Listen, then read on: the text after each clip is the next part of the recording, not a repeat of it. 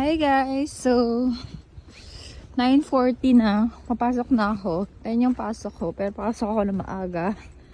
Maaga talaga ako. Kasi madalas nagkakape pa ako sa work. So, ayun guys. Maaraw na. Tapos, -16 na dito. So, first time ko ulit naglakad. Kasi lately, nakikisabay ako. Kasi, ang lamig guys. As in, parang super lamig. Parang hindi mo kakayaning maglakad kahit na sobrang lapit ng work ko. As in, hindi ko alam.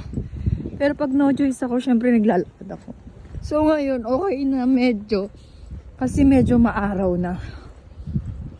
So, sa March 10, sa Sunday, magiging daylight saving na.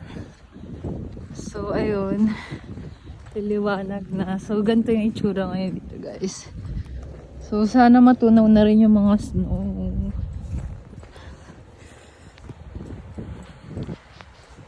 Parang kasabay din nung daylight saving yung pagbabaan. Ayan, wala, nag-aano yung lamig. Parang sa Sunday, -1. Oh, ang ganda ng araw, guys. So, picturean ko lang siya. Ay, shoot, zoom.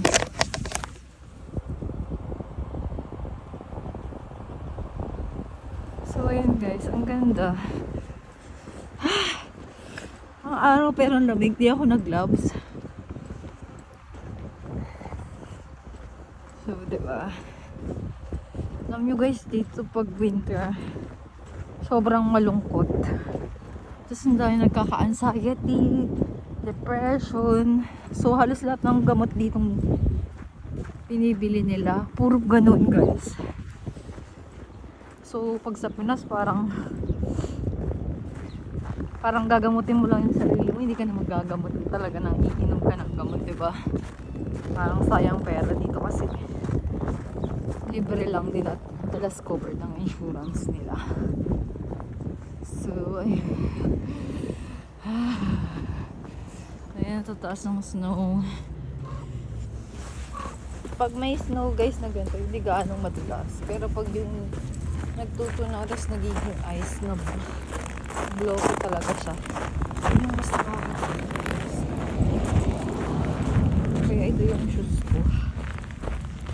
Pero pag yung may ice, dapat yung meron talagang spike. So yun lang guys, ito na sa work. Bye-bye!